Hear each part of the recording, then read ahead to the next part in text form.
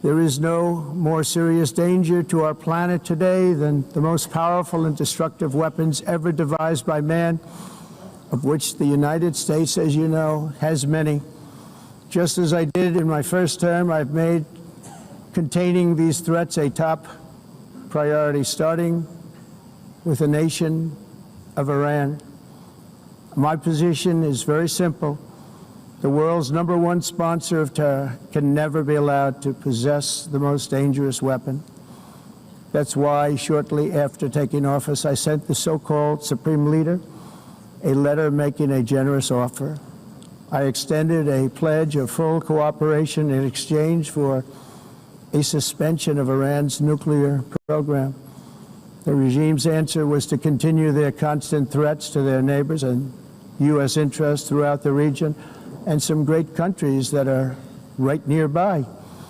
Today, many of Iran's former military commanders, in fact, I can say almost all of them, are no longer with us. They're dead.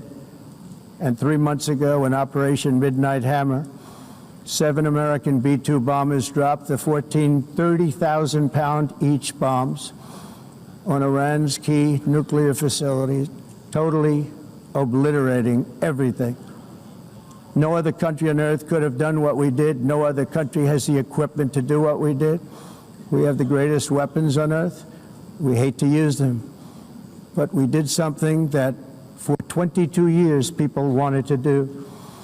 With Iran's nuclear enrichment capacity demolished, I immediately brokered an end to the 12-day war, as it's called, between Israel and Iran, with both sides agreeing to fight no longer.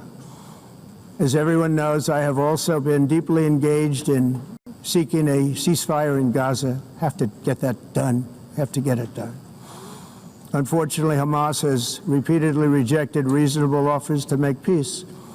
We can't forget October 7th, can we?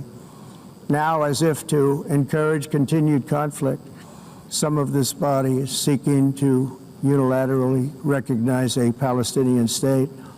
The rewards would be too great for Hamas terrorists for their atrocities. This would be a reward for these horrible atrocities, including October 7th, even while they refuse to release the hostages or accept a ceasefire.